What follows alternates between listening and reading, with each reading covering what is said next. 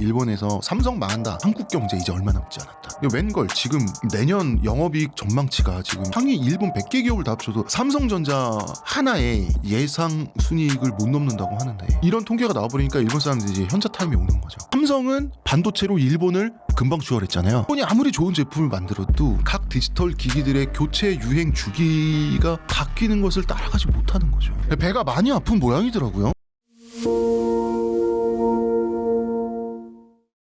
요즘에 우리 대한민국하고 일본이 좀 사이가 좋아지는 것 같아요. 마치 그런 것처럼 보이죠. 예, 정상들끼리도 자주 만나고 그러는데 네. 무슨 일이 벌어지고 있는 걸까요?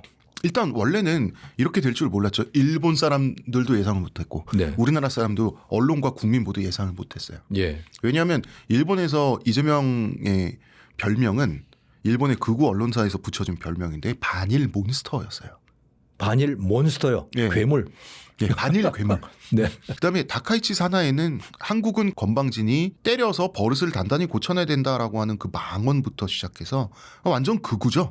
그러니까 이 두 사람이 만났을 때 어떻게 될까라고 하는 걱정들을 많은 사람들이 했죠. 네. 걱정도 하고 사실은 또 이제 응원도 하고 있었죠. 네. 이겨라 우리 편 각자 네. 이러고 있었는데 각자 정부의 성격이 역사적으로 타협할 수 없는 성격이었어요. 그래서 지금은 좋아서 가까워진 게 아니라 무서워서 전 세계 현실이 무서워서 특정 분야에 대해서만 한시적으로 가까워지자라고 하는 합의가 이루어진 상태인 거예요. 아, 네. 그 특정 분야라는 게 무엇입니까? 미중 갈등의 불확실성. 그다음에 지금은 에너지 공급망 위기예요. 아, 에너지 공급망 위기죠. 네. 예. 그러니까 과거에는 누구 편이다라고 하는 게 외교 안보의 대부분이었어요. 네. 한국의 경우는 미국 편을 들고 나면 더 이상 할 건 디테일한 부분의 수정밖에 없었어요. 네. 80년대, 90년대에 그러지 않았습니까? 네네. 네, 일본도 마찬가지죠. 네. 일본과 한국은 옛날부터 서로 사이가 안 좋아요. 네. 그렇지만 미국이라는 큰형님이 시키면 서로 투닥거리면서도 미국의 눈밖에 나지 않으려고 미국이 보는 앞에선 서로 악수를 억지로 했지 않습니까? 네. 지금은 그런 시대가 아니에요. 현재는 이미 예측 불가능성이 시대가 됐고 다양한 부분에서 각자의 계산기를 꺼내 들어서 계산이 맞을 때는 사과와 배를 바꿔야 되는 그런 시대가 된 거죠. 네. 그렇군요. 그래서 한일 협력이 매우 한시적이고 부분적이라는 데 좀 주목을 했으면 좋겠어요. 예. 협력할 게 어떤 게 있을까요? 에너지 공급망이죠. 지금 최근 진행된 한일 정상회담에서 우리나라 일본이 LNG 원유 수급 협력을 강화하기로 했잖아요. 네. 그 이유는 뭐냐면 한국과 일본은 경제적으로는 매우 비슷한 강력한 공통점을 공유하는 국가란 말이에요. 네. 중국 빼면 세계 3대 고급 제조업 국가가 딱 있죠. 한국, 일본, 독일이잖아요. 그렇죠. 그렇죠. 그렇죠. 중국을 빼면. 네. 예, 바로 그 중국이 고급화되고 있어서 지금 이 세 나라가 비치고 환장할 지금 네. 노릇이 된 거고, 그리고 그 중에서 독일은 이제 유럽에 있고 한국과 일본은 태평양 동쪽 끝에 치우쳐 있잖아요. 네네. 그러니까 한국과 일본은 똑같이 기름 한 방울 안 나는 나라고, 네. 제대로 된 어떤 그 천연 자원이란 게 굉장히 부족한 국가들이에요. 네. 한국, 일본 모두. 그러면은 원자재와 에너지를 수입해서 기술과 인력으로 그걸 가공해서 되팔아서 먹고 사는 나라면서 기나긴 태평양의 불리한 무역망에 의존해야 되는 국가고, 그러니까 처지가 비슷한 부분에 있어서는 힘을 합치기로 한 거예요. 지금 뭐 이런 겁니다. 일본이 지금 비축하고 있는 원유가 2억 6천만 배럴이에요. 네. 예. 그러니까 한국은 우리나라는 이제 8천만 배럴. 일본이 훨씬 많네요. 인구를 따져도 훨씬 많네요.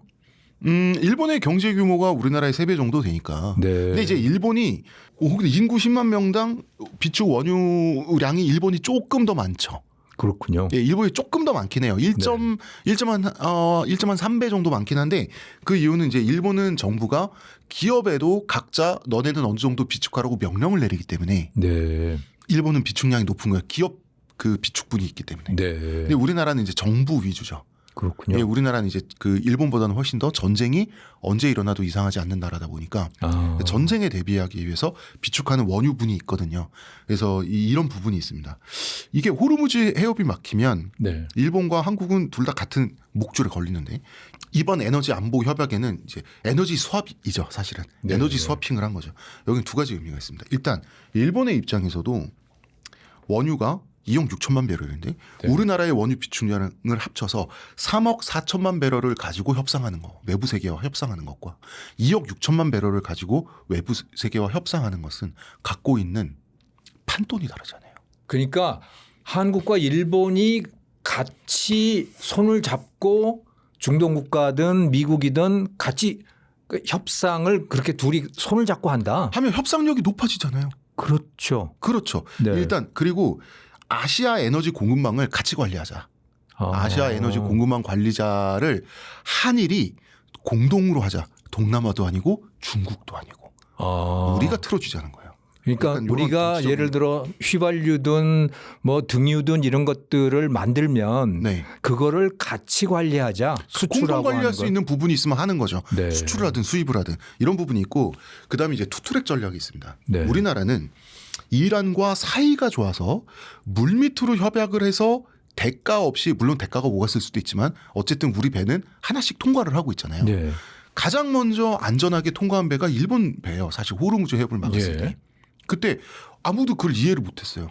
어떻게 일본 배는 도대체 무슨 수로 가장 먼저 통과를 했냐. 여기서 일본 정부의 발표가 굉장히 웃긴데 그 배를 우리 일본 선적에 바로 그 배를 소유한 기업이 이란 혁명수대와 따로 알아서 협상을 한 모양이다. 따로 거래를 한 모양이다라는 이상한 발표를 했어요. 예. 이상한 발표죠. 정부가 발표를 그렇게 했군요. 네, 이상한 발표죠. 기업이 무슨 수로 지금 그 미국 기업도 못 하고 있던 거를 갑자기 그거는 일본이 가장 먼저 계산을 한 거죠. 네. 이란 혁수대에 가장 먼저 돈을 준 거예요. 아하. 가장 그런데 먼저 거래. 일본 정부는 난 모르겠다. 일본 정부는 기업이 한 거다라고 발표할 수밖에 없죠. 네. 미국의 눈치가 있는데. 예. 그러니까 일본은 그러니까 자리세를 내기로 했어요. 예. 야쿠자한테 그 수건을 사듯이 일본의 상인들이 네. 예, 그렇게 하기로 했고 우리는 물밑에서 이란과의 관계만으로 네. 어렵게 한 대씩 빠져나온 게 됐는데 네. 그러면은 관계적으로 물밑에 어떤 그 대화 채널의 협상을 통해서 밀고 당기면서 배가 한 대씩 나오는 우리나라가 있고 네. 그러니까 돈을 딱 주고 배 한 척당 얼마라고 네. 해서 이렇게 나오는 일본이 있어요. 네. 각자 방식이 다르죠. 자, 그런데 어느 방식이 갑자기 길목이 막힐지 모르죠. 이 두 나라가 에너지 안보 협약을 맺으면 네. 한 국가의 방식이 통하지 않을 때 다른 국가의 방식으로 같이 나올 수가 있잖아요. 그런 그러니까 그래서 이걸 합친 거예요. 그렇군요. 그런데 재미있는 것은 한참 이렇게 하고 있을 때 바로 얼마 전에 일본 자유대 함선이 독도 근처까지 와서 우리나라 그 해군 함정에 무전을 때렸죠. 다케시마는 일본의 영토다.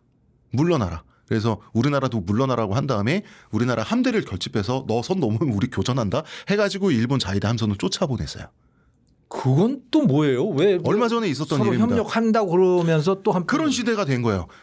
다카이치 사나의 정권과 지금 이재명 정부는 네. 협력할 거에만 협력하고 예? 네. 예, 역사적으로 우리 계속 싸울 건 싸우자 라고 그냥 이 두 정권이 너무 뻔뻔하게 그냥 딱 합의를 해버렸어요. 싸우면서 악수하는 거죠. 오른손끼리 악수하고 왼손으로 이렇게 찌르고 있는 거예요. 지금은 그런 시대가 됐어요. 근데 이게 맞아요. 옛날에는. 따라서 구조적 압박에 의한 조건부 화해지 정말 화해가 아닌 거예요. 운명을 공유하는 부분에서 같이 공격하고 방어하자는 것이 낭만적 화해라는 건 없고요. 이게 구밀복검의 시대가 당연시된 거예요. 구밀복검. 뱃속에 칼을 숨기고 입으로는 단내나는 말을 한다. 구밀복검. 네, 입안에 꿀, 뱃속에 칼. 옛날에는 에너지 협력 같은 거라면 군사적 긴장감도 같이 풀어졌어요. 네. 그렇죠. 옛날에 한일 관계는 군사적 긴장이 높아지면 경제 협력도 깨졌어요. 그랬었죠. 네. 지금은 그런 시대가 아니에요. 경제협력은 하면서 또 한편으로는 또 서로 해군 함정 들이대고 이제는 불확실성의 시대고 이제는 복잡성의 시대가 들어갔기 때문이에요. 네. 이재명 정부와 다카이치 내각을 보면은 적어도 시대를 이 두 정권은 정확히 읽고 있어요. 이게 세계적인 흐름에 맞추고 있는 거예요. 두 정권이. 다카이치 사내 생각보다 잘하고 있습니다. 지금. 이거는 두 사람이 모두 비주류 출신이기 때문에 가능하다고 생각해요. 예. 이재명 민주당에 원래 세력이 없잖아요. 예. 이재명 대통령 비주류예요. 성남에서부터 올라온 사람이에요. 자기 사람들. 네. 소수의 사람들 데리고. 다카이치 사나에도 비주류 괴짜였다가 갑자기 총리 자리를 차지한 인물이에요. 예. 그렇잖아요. 그러니까 전통적인 진영 논리에 둘 다 매몰되어 있지 않아요. 그렇군요. 다카이치 사나에의 반한 감정, 네. 그다음에 혐한 정책, 이 사람의 그런 언행 같은 경우 매우 전략적이에요. 본인이 위로 올라가기 위해 본인이 정치인으로서의 어떤 그 가치를 유권자들에게 제공하기 위한 네. 극우 성향 유권자를 본인의 표밭으로 잡기 위한 저거는 저 사람의 저 여자의 전략이었을 것이다라는 저의 예상이 있었는데 그 맞는 것 같습니다. 그래서 둘이 의외로 이재명과 다카이치 죽이 잘 맞아요. 네. 그 서로 아는 거예요. 너의 민족주의, 너의 극우주의, 그건 그거고, 야 우리 할 일만 하자. 이래서 둘이 죽이 굉장히 잘 맞아요. 예. 예. 그래서 타협할 수 없는 역사적 문제에 대해서는 그냥 비타협하자. 두 정권은 앞으로 당분간 전 이렇게 봅니다. 이 두 정권은 적대적 협력 관계이자 당분간 협력적 적대 관계. 그리고 두 사람 다 뻔뻔해서 이 관계를 아무렇지 않게 뻔뻔하게 유지하고 있어요. 안동에서 만났을 때 그냥 안동에서 만났을 때 서로 얼굴 보면 서로 얼굴만 봐도 이것 때문에 웃겨가지고 서로 막 진심으로 웃잖아요. 그러니까 무슨 뭐 드럼도 같이 치지를. 그 뒤로는 그 동해에서 네. 함성끼리 서로 부딪혀가면서 교전 직전까지 싸우고 네. 에너지 안보는 협력하고 네. 이런 겁니다. 예. 예. 두 사람 다 유연해요. 비주류 출신이기 때문에 수십 년간 이어져 내려온 고답적인 자기 진영의 진영 논리에 매몰돼 있지 않고 유연한 행동을 하는 것이 네. 이것이 마침 지금의 시대적 트렌드에는 네. 두 사람의 그 기조가 맞고 있다. 이렇게 보고 있습니다. 근데 일본 사람들의 입장에서 다카이치 총리의 지지층 지지자들의 입장에서 보면 한국이 굉장히 꼴보기 싫을 것 같아요. 요즘에 반도체 그 삼성전자도 그렇고 네. SK 하이닉스도 그렇고 이거 옛날에 자기들이 다 넘겨준 기술이라고 생각을 할 텐데 이게 뭐 완전히 이제 세계 최고가 되고 일본은 형편없고 이러니까 일본인들의 입장에서는 한국이 정말 꼴불견 아닐까요? 어떻게 보세요? 정말 꼴불견이고요. 네. 그래서 이제 일본에서 삼성 망한다. 이제 삼성은 늪에 빠진다. 한국 경제 이제 얼마 남지 않았다. 네. 이런 일본인들의 입장에선 희망찬 네. 책들이 한 16년, 17년 전부터 이런 책들이 베스트셀러 목록에 올랐어요. 예. 일본 사람들이 그걸 신나게 읽었죠. 국뽕이죠 일본 그렇죠. 입장에서는. 믿기도 했어요. 네. 웬걸 지금 내년 영업이익 전망치가 지금 일본의 1위부터 몇십 개, 100위까지 기업을 상위 일본 100개 기업을 다 합쳐도 삼성전자 하나에 2027년 예상 순이익을 못 넘는다고 하는데 네. 지금 이런 통계가 나와버리 이것도 일본 측 통계예요. 노무라 증권 통계입니다. 네. 이런 통계가 나와버리니까 일본 사람들이 이제 현자 타임이 오는 거죠. 이게 세 가지 현자 타임이 오는 거죠. 그 일본인들 반응이 현자 타임이에요? 예, 현자 타임. 예. 네. 현타가 온다 그러죠. 네. 뭐냐면 지금까지 한국은 무너질 것이다라고 말했던 그 소위 전문가라고 하는 사람들은 진실을 말한 거냐 아니면 우리 기분을 좋게 해주려고 우리들은 가린 거냐. 네. 요게 첫 번째 현타가 이제 아하. 있는 거고 두 번째는 당연히 우리보다 못나야 되는 애들이 열심히 잘나게 잘하고 있으니까 기분 나쁜 게 두 가지가 있을 거고 네. 세 번째는 우리 기업과 정치인들은 뭐 했냐. 아하. 우리의 잃어버린 30년이 아니었다면 네. 이렇게 역전당하지 않았을 텐데라고 하는 내적인 분노가 또 있습니다. 네. 이런 정도의 어떤 그런 것들이 읽히더라고요. 그렇군요. 근데 왜 그렇게 처지게 된 거예요? 우리 한국이 그렇게 추격을 하는데 일본인들이 도망을 못 가고 이렇게 따라잡히고 한 이유가 뭡니까? 저는 그 질문에 말씀드리기 위해서 이 질문을 드리고 싶어요. 왜 어느새 한국의 1등 기업 이코르 삼성이 됐을까? 네, 저는 경제 전문가 아니고 IT 전문가 아니라서 좀 네. 거시적으로 말씀드리겠습니다. 네. 원래는 현대였잖아요. 한때 정주영 현대를 설립한 정주영 회장님이 네. 한때 전 세계 통틀어서 세계 9위 부자였습니다. 어마어마한 기업이었어요. 현대라고 네, 하는. 그랬었죠. 물론 그 이후에 왕자의 난, 1차 네. 왕자의 난 뭐 이런 게 왕자의 난이 생기면서 아들들 2세들끼리 이제 각자 이제 싸우면서 네. 그룹사들을 쪼개 가면서 이제 나눠진 게 있죠. 네. 쪼개진 게 있죠. 그럼에도 불구하고 삼성이 현대에 될 게 아니었거든요. 네. 그런데 갑자기 어느 순간 대한민국 1등 기업 이코르 삼성이 됐어요. 네. 현대가 아니라. 왜 그럴까요? 현대는 배를 만들고 건설을 하고 자동차를 만들잖아요. 네. 자동차와 반도체의 주기를 생각해 보세요. 자동차는요. 우리나라에서 자동차가 생산을 하잖아요. 네.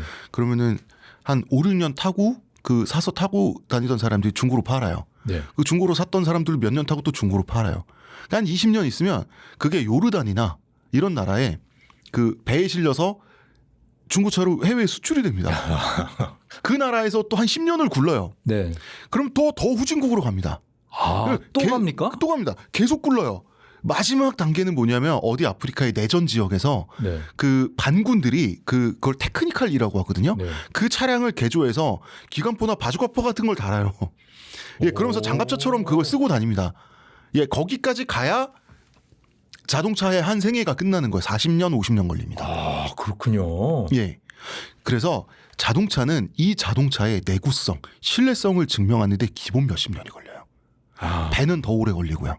현대가 현대의 비극이 있었습니다. 우리가 현대가 미국에 처음 포니와 프레스토를 수출했을 때 네. 80년대 80년대. 예, 수출했을 때 딱 1년 동안 돌풍이었습니다. 그런데 1년이 지나고 나니까 이제 차들이 망가지기 시작하잖아요. 차는 소모품이니까 네. 현대가 AS망을 안 깔아놓은 거예요. 아하. 그래서 그 현대가 그때 AS망을 한 1, 2년 공들여서 깔아놓지 않은 그 죄로 현대차는 저질 싸구려, 믿을 수 없는, 신뢰성이 없는 차라고 하는 누명을 벗는데 추가적인 20년이 들었습니다. 그 차라고 하는 것은 주기가 반도체보다 훨씬 길기 때문에 어떤 회사가 어떤 브랜드가 신뢰성을 얻는데 몇십 년이 걸려요. 네. 지금은 아프리카 내전 지역에 가면 현대 1톤 포터, 그다음에 오래전에 있었던 우리나라 소나타 모델, 예, 이런 거 테크니컬이 돌아다니고 있습니다. 아, 기관포가 기관포와 어떤 대공포 같은 게 부착된 그런 네. 개조 차량들이 뼈대만 나온 차량이죠. 영화에 나오는 예, 그런 차량들이 돌아다니고 있어요. 무슨 뜻일까요? 드디어 내구성을 입증했다는 뜻이에요. 아, 차량의 한 생애의 말년을 보여주고 있는데 지금 움직이고 있잖아요. 네. 그래서 지금 현대차는 그래서 신뢰받는 거예요. 신뢰받기까지 몇십 년이 걸렸죠. 반도체는 이 회사 괜찮은데 신뢰받는데 2, 3년이면 끝나요. 반도체 한 바퀴 딱 생산해서 예를 들어서 어떤 뭐 핸드폰이 됐든 MP3가 됐든 반도체가 들어가는 네. 디지털 기기라고 생각해봐요. 유행 바뀌는데 3년 걸립니다. 3년이면 새 반도체가 들어가요. 네. 주기가 짧죠. 존재 증명을 할 주기가 짧습니다. 네. 그래서 현대는 속도적으로 삼성에 밀릴 수밖에 없었던 거예요. 현대편을 좀 들자면 그러니까 삼성은 반도체로 일본을 금방 추월했잖아요. 예. 현기는 아직 도요타를 추월하지 못했잖아요. 네. 그거는 속도가 느리기 때문에 결국 저는 현대가 도요타 먹을 거라고 봅니다. 삼성처럼. 아, 이건 주기의 문제예요. 자동차는 사이클이 길다. 사이클의 문제예요. 네. 그래서 우리나라는 이 반도체 사이클, 이 빠른 반도체 사이클에 일본과는 다른 방식으로 접근한 거예요. 일본은 반도체를 장인 정신을 가지고 만들었어요. 예. 어떻게 만들었냐면 그것도 굉장히 정밀하고 내구성 있게 10년, 20년 써도 이 디지털 기기가 계속 사용될 수 있게끔 만들었어요. 아하. 그리고 수직적인 계열화 구조로 만들었죠. 네. 그러니까 타치에서 나오는 어떤 전자 기기가 있어요. 네. 전자 기기가 있다 그러면 이 우리 회사 완제품 전자 기기에 들어갈 반도체를 직접 만드는 거죠. 아하. 도시바, 소니. 각자 반도체를 다 만든 거군요. 그렇죠. 우리는 어느 회사가 사가서 우리 반도체를 끼워도 다 될 수 있는 범용 반도체를 공격적인 투자를 통해서 네. 그냥 목숨을 걸고 찍어내기 시작한 거죠. 그리고 이 반도체 주기가 또 바뀔 것 같아. 그러면은 다음 세대 메모리칩 반도체 생산 설비 계속해서 투자한 거죠. 이 속도. 그러니까 일본은 사무라이 일본도를 이렇게 장인이 두들가면서 만들고 있었다면 네. 우리는 그냥 포격전을 한 거예요. 네. 우리는 포격전을 한 거예요.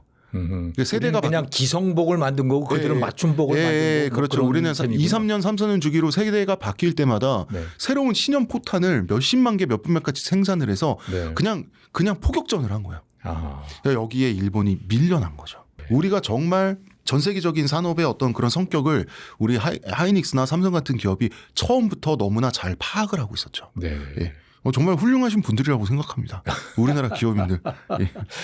그러니까 일본 사람들은 지금 배가 아파서 아주 참 배가 많이 아픈 모양이더라고요. 예. 저도 이쪽 분야 전문가가 아니라 사실 저는 이제 질문지를 처음 받게 되면 네. 관련 분야의 이제 친구나 선후배들한테 네. 이런 얘기를 이제 듣거든요. 네네. 일본이 아무리 좋은 제품을 만들어도 전 세계적인 각 디지털 기기들의 교체 유행 주기가 바뀌는 것을 따라가지 못하는 거죠. 그러다 보면 퇴화되게 되는 거죠. 예. 이런 말도 하더라고요. 우리는 계속해서 공격적인 투자를 하면서 막대한 적자를 감수할 땐 감수해 가면서 네. 우리는 이때가 오기를 기다린 나라라는 거죠. 우리나라는. 네. 그러니까 겨울을 버틴 자는 봄의 왕이 된다. 아, 근데 일본은 굉장히 보수적으로 회사별로 네. 사별로 보수적으로 접근을 하니까 이거 이익이 안 돼. 적자야라고 하면 이제 계속해서 한 발씩 빼다 보니까 네. 기술 혁신이 늦은 거죠. 세대 교체에 늦은 거고. 예, 그런 식으로 해서 약간 두 나라가 벌어졌다. 이런 네. 설명을 들었습니다. 확실히 우리가 그 모험 정신 면에서 일본보다 확실히 강한 것 같습니다. 그래서 겨울을 우리는 버텼고 그래서 봄의 왕이 됐다. 예, 그렇죠. 근데 이 봄이 좀 이렇게 반도체 관련 몇 개, 하이닉스와 삼성을 중심으로 한 몇 개 회사만 좀 확실히 봄을 누리고 있는 것 같긴 합니다. 지금 우리나라. 예, 나머지 경기는 사실 안 좋잖아요. 예. 오늘은 이 홍대선 작가님 모시고 정말 재미난 이야기 그리고 세상의 큰 그림을 들려주시는 그런 이야기들 청해서 들었습니다. 오늘 나와주셔서 감사합니다. 불러주셔서 영광입니다. 감사합니다. 네, 여러분 시청해 주셔서 감사합니다. 다음에 또 찾아뵙겠습니다.